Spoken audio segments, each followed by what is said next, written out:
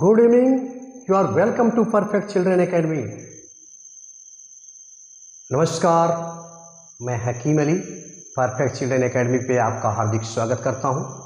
पिछले लेक्चर में हमने ब्लड प्लाज्मा की बात की थी और उसके सेकंड लेक्चर में हमने ल्यूकोसाइट्स या WBC की बात की थी।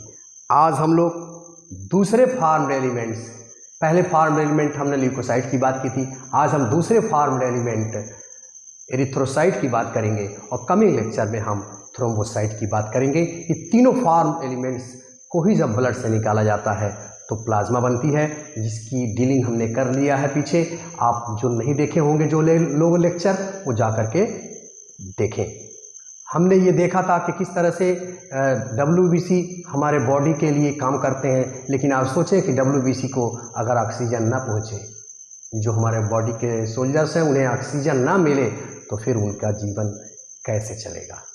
तो आज हम बहुत ही महत्वपूर्ण टॉपिक को डील करेंगे, RBC। इसमें हम जानेंगे कि एनीमिया क्या है, एनीमिया हमें कैसे हो जाती है और उससे हम कैसे बचेंगे। इनकी संख्या जब हमारे बॉडी में बढ़ जाती है तो उसका क्या परिणाम होता है, इनकी संख्या अगर हमारे शरीर में घट जाती है तो उसका हमारे शरीर पर क्या प्रभाव पड़ता है। जैसे कोबरा सर डस लेता है तो कैसे हमें सफोकेशन होने लगता है, हमको सांस लेने में परेशानी होती है, वो कौन सी चीज़ें हैं जो हमें प्रॉब्लम की तरफ ले जाती हैं। तो इन सारी चीज़ों की जानकारी के लिए आप वीडियो के अंत तक बने रहिएगा। मुझे विश्वास है कि आपको ये बिल्कुल समझ में आएगा। पिछले वीडियो काफ़ी लंबे हो रहे थे, इसलिए इस वीडियो को स्टार्ट करने के लिए कुछ हमने स्ट्रक्चर पहले से ही ड्रा कर लिया है। आइए सबसे पहले हम देखते हैं कि जो हमारा एरिथ्रोसाइट शब्द है वो क्या है, वो किन शब्दों से मिलकर बना हुआ है। एरिथ्रोसाइट्स, इसी को हम RBC या रेड ब्लड कॉर्पसेल्स कहते हैं। एरिथ्रो का मतलब होता है, ये एरिथ्रोसाइट जो है दो शब्दों से मिलकर बना हुआ है। एरिथ्रो का मतलब ही होता है रेड और cyte is equal to cell. तो एरिथ्रोसाइट वे सेल होती हैं जो लाल होती हैं, इसीलिए इसको लाल रुधिराण या लाल रुधिर कणिकाएं भी कहते हैं। आइए हम देखते हैं कि इस लाल रुधिर कणिका की सबसे पहले खोज किसने की थी। कौन वो महान वैज्ञानिक है जिसने हमें बताया कि RBC भी हमारे बॉडी के अंदर कोई चीज़ है। तो आप देखेंगे कि उस महान वैज्ञानिक को हम नमन करते हैं जिसका नाम है Antony von Leeuwenhoek. Antony von Leeuwenhoek साहब का नाम आपने सुना होगा। इन्होंने RBC की खोज किया। इन्होंने ये बताया कि RBC के अंदर इतनी चिपकने की क्षमता है कि आपस में क्लॉट करते चले जाते हैं। जिस तरह से तस्तरियों को रखा जाता है एक के ऊपर एक और तस्तरी का एक ढेर बन जाता है, इसी तरह से RBC एक के ऊपर रखे चले जाते हैं और इस तरह की जो संरचना बनती है उसको राउलेक्स कहते हैं। तो ये है हमारे एंटोनी वॉन लीवेनहॉक साहब। अब हम देखेंगे कि ये हमारे शरीर में इसकी नंबर कितनी है, ये कितनी संख्या में पाई जाती है और इसका मापन हम किस मशीन के थ्रू करते हैं। तो जहाँ तक मनुष्य के केस में है, नॉर्मल ह्यूमन बीइंग के केस में है इसकी संख्या को पाया जाना, तो आप देखेंगे 5 to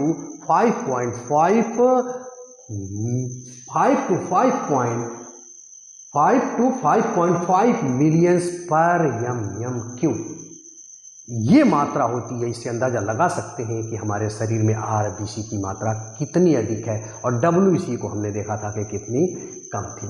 जहाँ तक मेल के केस में अगर आप लेंगे तो 55 लाख प्रति घन ml और वहीं स्त्रियों में थोड़ी सी कम होती है, 45 से 50 लाख प्रति घन ml। और जहाँ तक हम इन्फेंट की बात करें, जो नवजात शिशु हैं, उनमें आप देखेंगे तो ये इनकी संख्या जो है 60 to 70 लाख प्रति घन ml और जब इम्ब्रियो स्टेज में होता है तो उसकी संख्या 78 लाख प्रति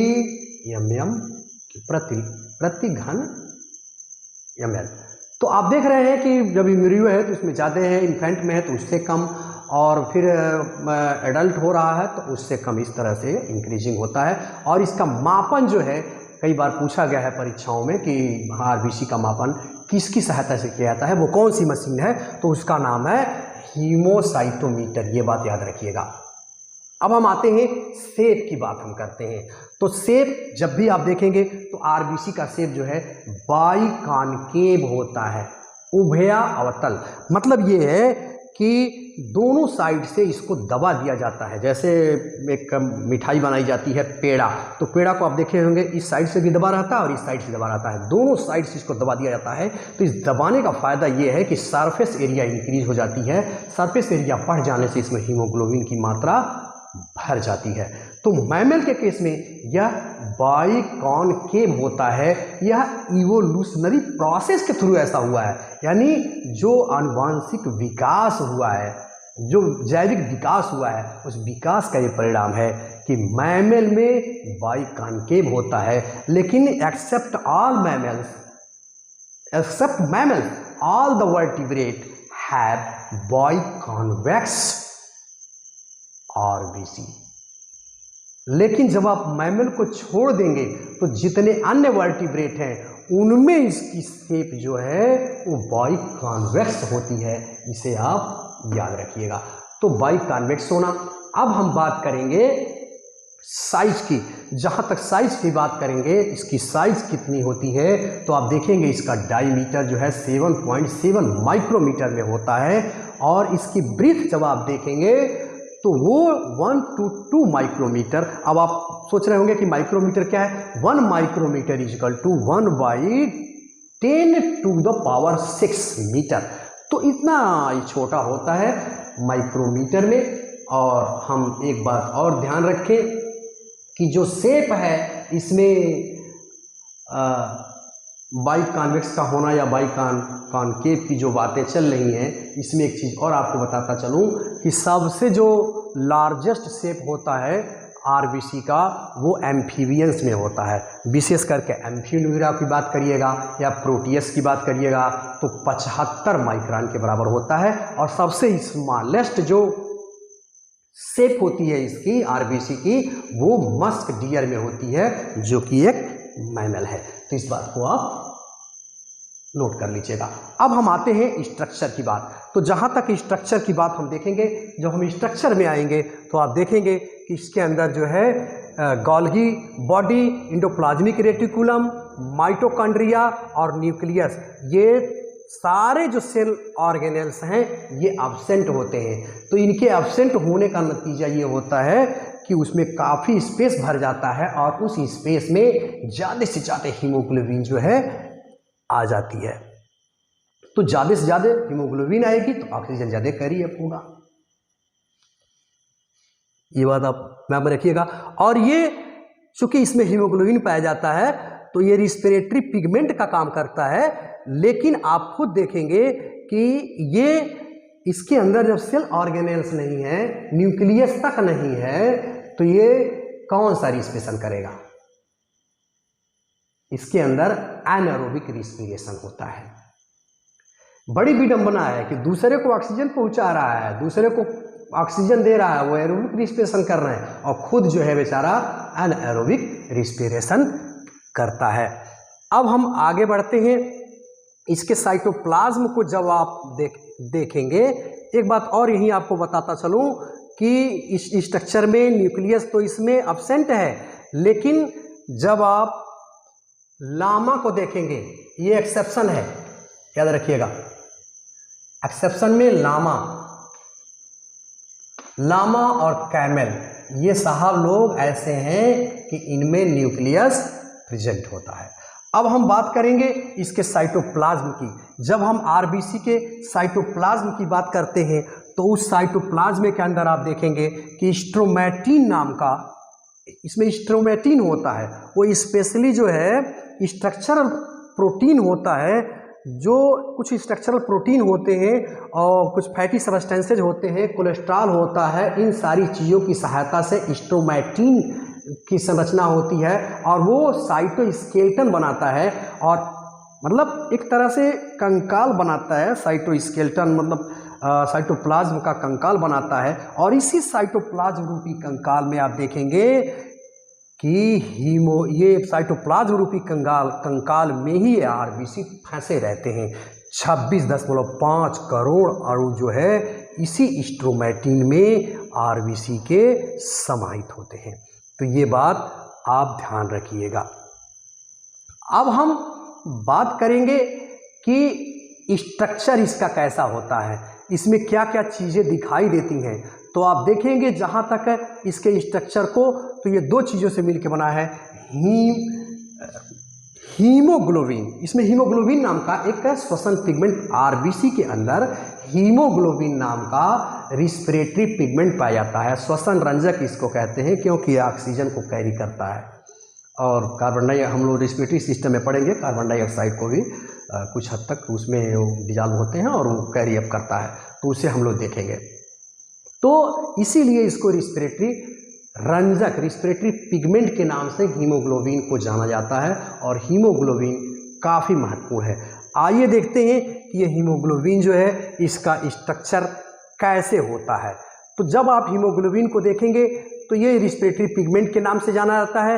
हीमोग्लोबिन में दो चीज़ें निकल करके आती हैं, एक जो है आयरन है, ये आयरन जो है फेरस स्टेज में पाया जाता है। ये बात जरूर ध्यान में रखिएगा, कई बार सवाल पूछा गया है कि हीमोग्लोबिन में आयरन पाया जाता है फेरस स्टेज में या फेरिक स्टेज में। तो फेरस स्टेज इसको सही करिएगा, फेरिक स्टेज में करेंगे तो हीमोग्लोबिन जो है वो डिस्टर्ब हो जाएगा, वो ब्रेकअप हो जाएगा, इसलिए फेरिक स्टेज नहीं लगाना है, फेरस स्टेज में ये पाया जाता है। और दूसरा इसका ग्लोबिन नाम का जो प्रोटीन है, ये इसके भी 4 मॉलिक्यूल पाए जाते हैं और ये फेरस के भी यानी आयरन के भी 4 मॉलिक्यूल पाए जाते हैं। और एक बात और बता दूं कि ये जो ग्लोबिन नाम का प्रोटीन है, जो उसकी रिंग है, उसमें 2 तरह के पॉलीपेप्टाइड चेन होते हैं, उसमें 2 अल्फा और 2 बीटा, इसे याद रखिएगा क्योंकि ये भी पूछा गया है।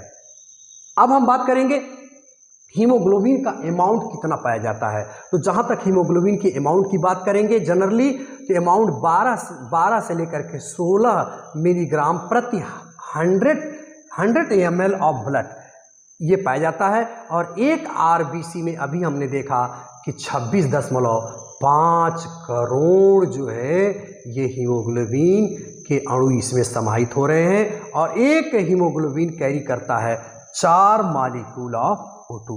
तो ये कुछ आंकड़े हैं जिन्हें आप ध्यान में रखिएगा। अब हम आगे बढ़ेंगे, हम देखेंगे कि एरिथ्रोपोइसिस क्या है। ये तो हमने जान लिया कि आरबीसी क्या है, इसका नंबर क्या है, इसकी शेप क्या है, इसकी साइज क्या है, सबसे लॉन्गेस्ट कौन होता है, सबसे स्मॉलेस्ट कौन होता है और ये कहाँ पाया जाता है, इसको कैसे हम मेजर करते हैं, इन सारी चीज़ों के बारे में हमने जान लिया। अब हम देखेंगे कि ये इसकी पैदाइश कहाँ से होती है, यानी ये कहाँ पैदा होता है, इसकी उत्पत्ति कहाँ होती है। तो देखें, इसकी पैदाइश को हम पोएसिस कहते हैं, इसीलिए चूंकि पोएसिस का मतलब होता है हीमोपोएसिस,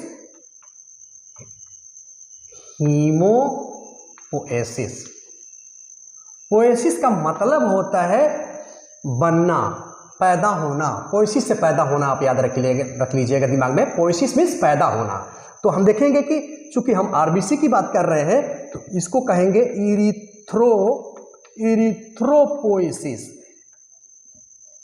पोएसिस, लाल रुधिर कणिकाओं का बनना। अब हम देखेंगे या ये कैसे बनती हैं। तो लाल रुधिर कणिकाएं जो हैं हीमोपोएटिक टिश्यू से बनती हैं, हीमोपोएटिक टिश्यू, और ये हीमोपोएटिक टिश्यू से ये लाल रुधिर कणिकाएं बनती हैं। अब ये कैसे बनती हैं आइए देखते हैं। जब हम एम्ब्रियोनिक स्टेज में होते हैं, जब बच्चा एम्ब्रियोनिक स्टेज में होता है तो उसके अंदर आप जानते हैं कि अभी हड्डियों का फॉर्मेशन नहीं होता है, इसीलिए शुरुआती दौर में जो ये रेड ब्लड कॉर्पसेल्स बनते हैं वो योग सैक नाम की एक संरचना होती है उसमें बनता है। फिर जो है ये चल के आगे जैसे लीवर का निर्माण हो जाता है तो लीवर में बनता है, फिर आगे चल करके स्प्लीन में बनता है। लेकिन जो बड़े लोग हैं जैसे हम लोग हैं तो हमारी जो हड्डियां हैं, लंबी लंबी हड्डियां हैं, उनमें उन हड्डियों में बनता है, जिसको हम बोन मैरो कहते हैं। तो आइए इस फिगर को हम देखते हैं कि ये कैसे बनता है, और हम यह भी जानेंगे कि ये आरबीसी का बनना कंट्रोल कैसे होता है। इसको कंट्रोल करता है इरिथ्रोपोइटीन नाम का एक हार्मोन निकलता है जो हमारी किडनी से निकलता है। इरिथ्रोपोइटीन नाम के हार्मोन का नियंत्रण होता है कि कितनी आरबीसी हमको बनाना है।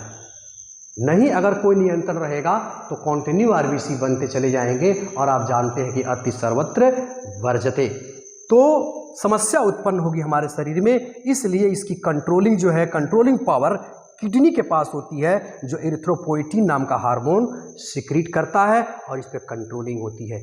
आइए हम देखते हैं कि जो हम लोग बड़े लोग हैं, हम लोगों के अंदर इस आरबीसी का निर्माण या अन्य सेल का निर्माण कैसे होता है। देखिए एक हमारी ये हड्डी है, इस हड्डी के अंदर वो हड्डियों के सिरों पर एक आरबीसी है और इसमें एक सेल पाई जाती है, ये रेड रंग से हमने बनाया है, जिसको स्टेम सेल कहते हैं। जिस तरह से स्टेम की बात होती है, जैसे तने होते हैं प्लांट्स के, तो तनों पे ही तो ब्रांचेज निकलती हैं, वो ब्रांचों पे लीफ निकलती हैं, फ्लावर निकलते हैं और फ्रूट निकलते हैं। तो स्टेम से आप दिमाग में बैठाइएगा कि स्टेम पे ही सारी चीज़ें होती हैं। और बहुत से ऐसे प्लांट हैं जो स्टेम के थ्रू ही ग्रो करते हैं, तो आप याद रखिएगा स्टेम सेल। इसी स्टेम सेल से जो है ये सारी तरह की सेल हमारे बॉडी के अंदर बनती हैं। तो अगर इस स्टेम सेल से जो है इरिथ्रोब्लास्ट एक शब्द होता है, ब्लास्ट का मतलब यहाँ होता है निर्माण होना, मैन्युफैक्चरिंग होना। तो इरिथ्रोब्लास्ट हम कहते हैं। तो इरिथ्रोब्लास्ट में एक रेटिकुलोसाइट डायरेक्ट नहीं बनती हैं, ये इसकी प्रोसेस होती है। तो इरिथ्रोब्लास्ट में जो है रेटिकुलोसाइट्स नाम की चीज़ें होती हैं। उस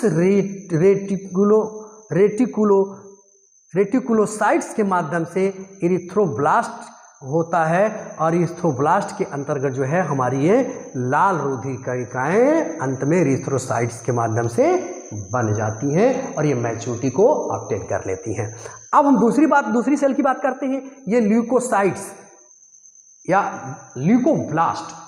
तो ल्यूकोब्लास्ट से जो है हमारी ल्यूकोसाइट्स बनती हैं। ल्यूकोसाइट्स में हमने पढ़ा था कि WBC, जिसमें एक ग्रेनुलोसाइट हमने बात किया था, कि लिम्फोसाइट और मोनोसाइट की हमने बात किया था, और ग्रेनुलोसाइट में हमने देखा था कि किस तरह से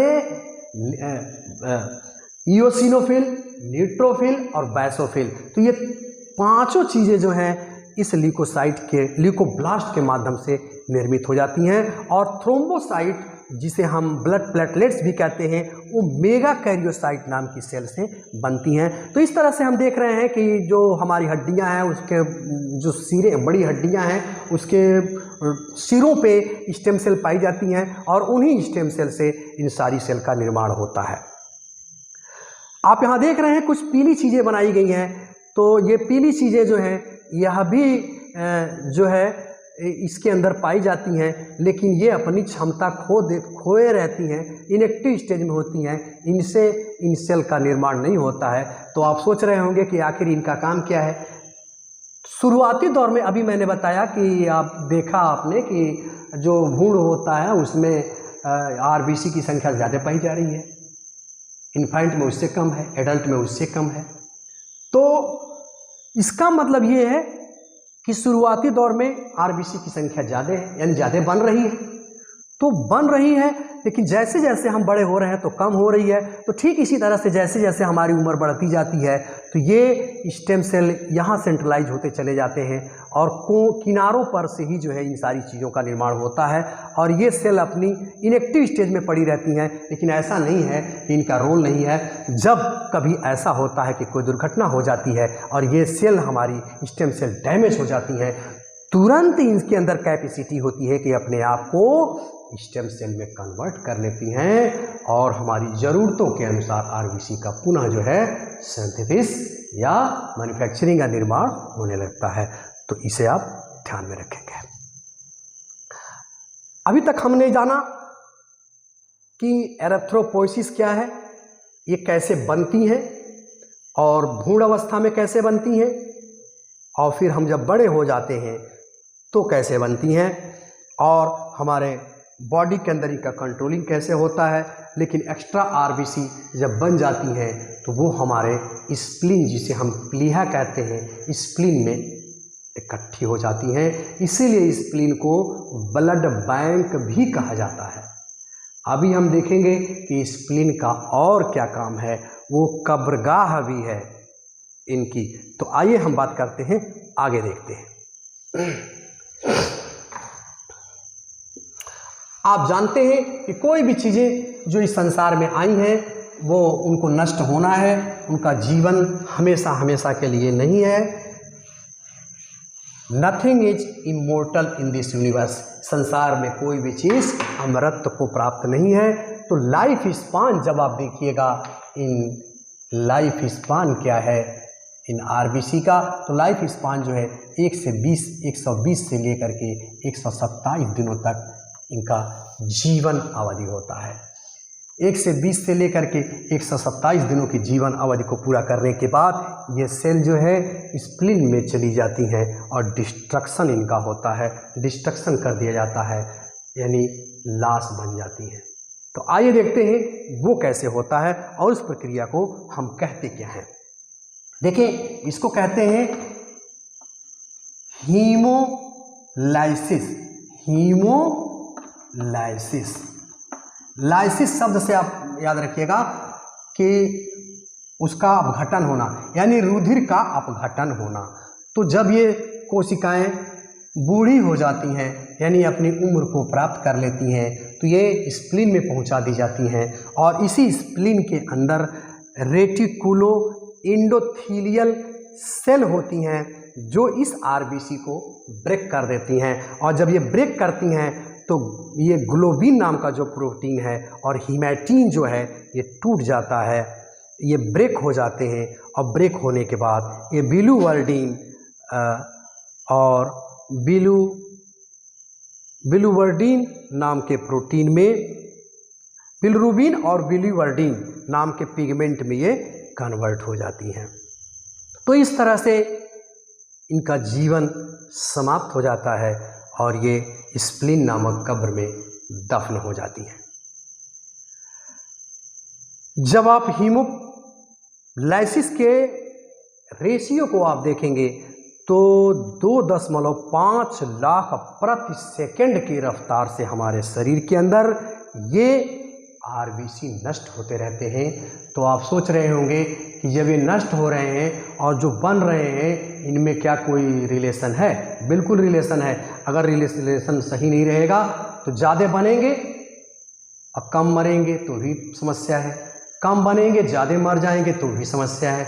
इसीलिए प्रकृति ने हमारे साथ न्याय किया है, इनकी दर जो है इनमें समन्वय बना रहता है। जिस हिसाब से हमारे बॉडी के अंदर हीमोपोइसिस होता है, यानी पैदाइश, पोइसिस मीन्स पैदाइश होती है, उसी तरह से हीमोलाइसिस यानी मृत्यु को ये प्राप्त कर जाते हैं।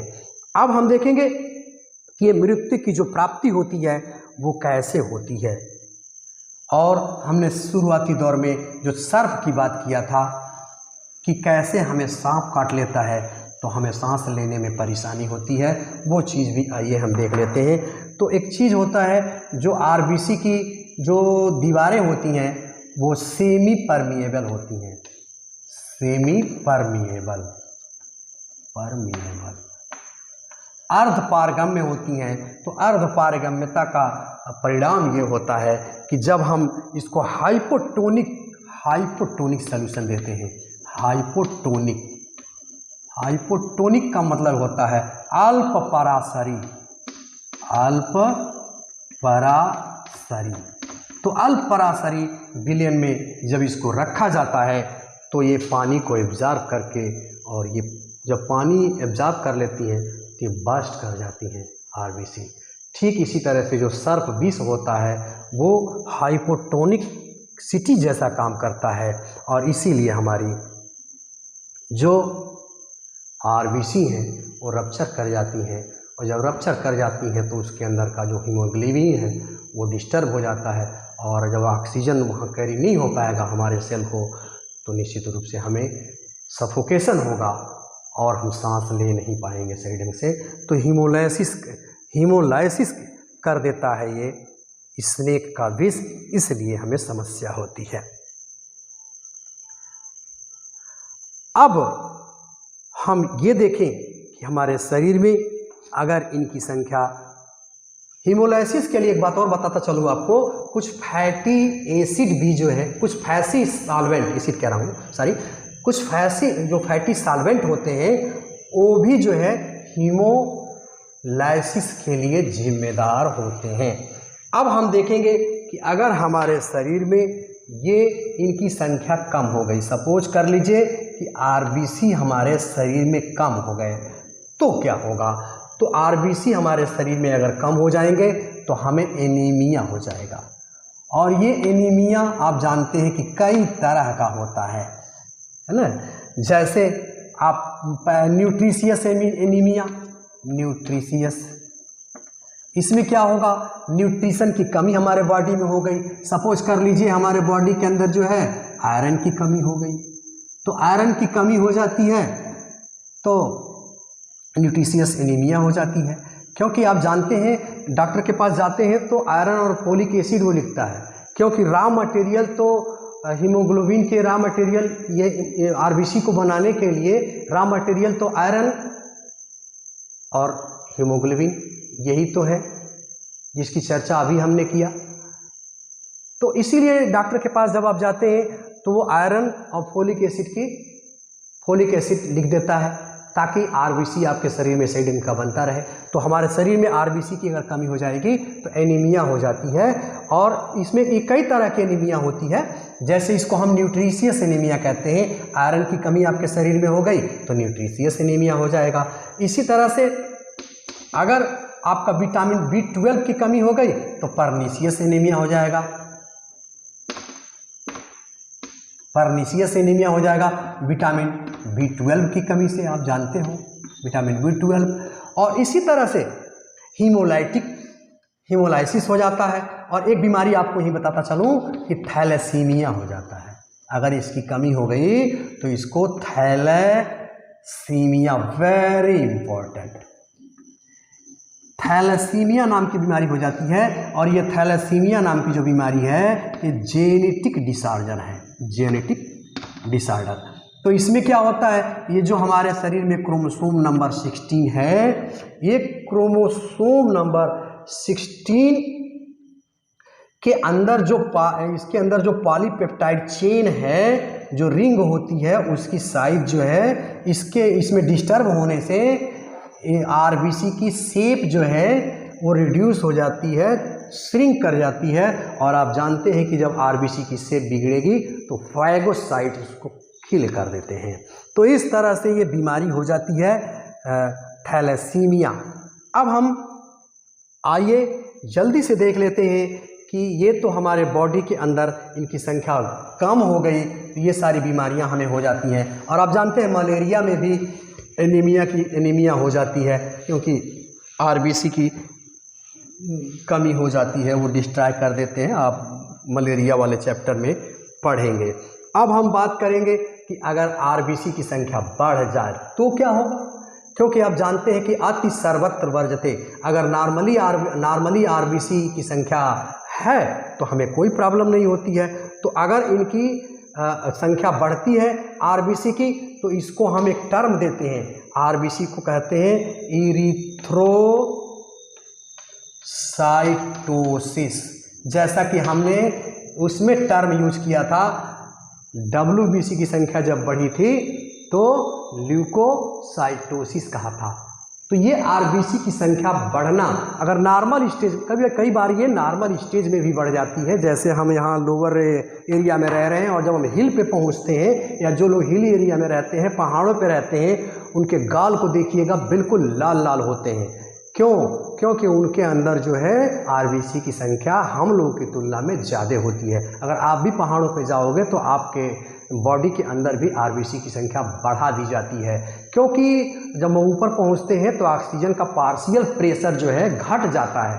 तो पार्शियल प्रेशर घट जाने से हमें समस्या आएगी, ऑक्सीजन की सही ढंग की डिलीवरी हमारे प्रत्येक सेल को अगर नहीं हो पाएगी तो श्वसन में समस्या आएगी। इसीलिए हमारी बॉडी जो है, यानी जो हमारी किडनी है, इरिथ्रोपोइटिन नाम का जो हार्मोन सिक्रीट करती है, वो तेज़ी से आरबीसी का सिंथेसिस करती है और आरबीसी की संख्या हमारे बॉडी में बढ़ जाती है।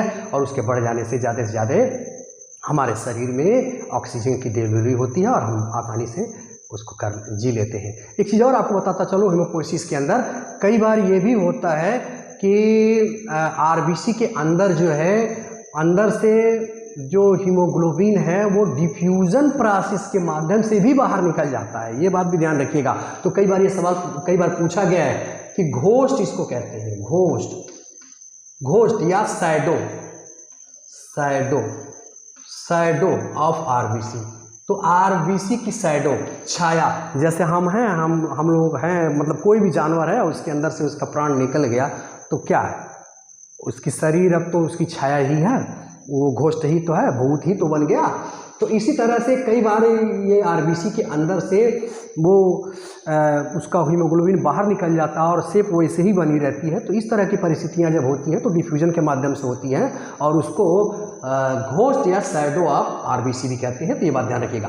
अब मैं बात कर रहा था एरिथ्रोसाइटोसिस की बात मैं कर रहा था कि जब हमारे शरीर में संख्या बढ़ जाती है तो नॉर्मली जब बढ़ती है, जैसे जो लोग पहाड़ों पे चले जाते हैं तो वहाँ पे कोई दिक्कत नहीं है, लेकिन जब एबनॉर्मली जब इसकी संख्या हमारे शरीर के अंदर बढ़ जाती है तो समस्या आती है, क्योंकि अति सर्वत्र वर्जते। आप जान रहे हैं कि वही ब्लड वेसल्स हैं जिसमें आरबीसी को भी जाना है, डब्ल्यूबीसी को जाना है, ब्लड प्लेटलेट्स को भी जाना है, प्लाज्मा तो है ही, तो सारी चीज़ें उसमें जानी है। अब उनकी संख्या बहुत ज़्यादा बढ़ गई तो क्या होगा, वो क्लॉट कर जाएंगे। तो जब ये आरबीसी की संख्या बढ़ जाती है तो एक बीमारी हो जाती है जिसको याद रखिएगा,